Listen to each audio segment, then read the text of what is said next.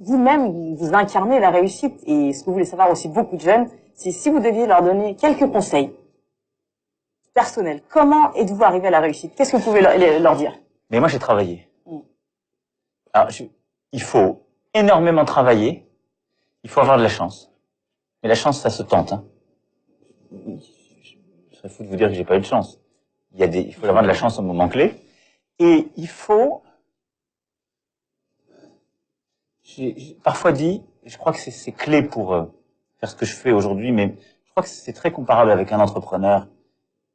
Souvent, chaque soir, on se couche avec le doute.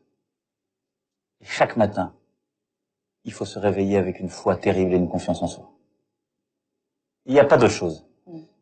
Si on se réveille le matin en se disant c'est foutu, c'est fichu, je suis bloqué, j'y arriverai jamais, c'est trop compliqué. Moi, honnêtement, je suis dans un pays où le système politique ne permettait pas de produire ce que je suis.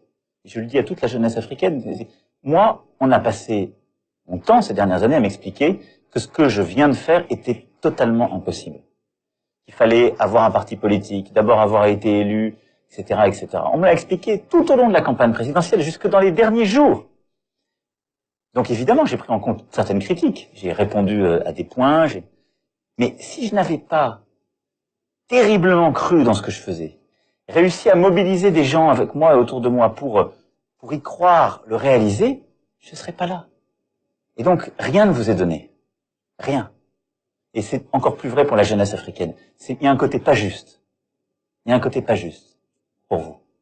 Mais dites-vous une chose, l'énergie que vous avez, la confiance en vous, personne ne vous la prendra et personne ne peut l'avoir à votre place.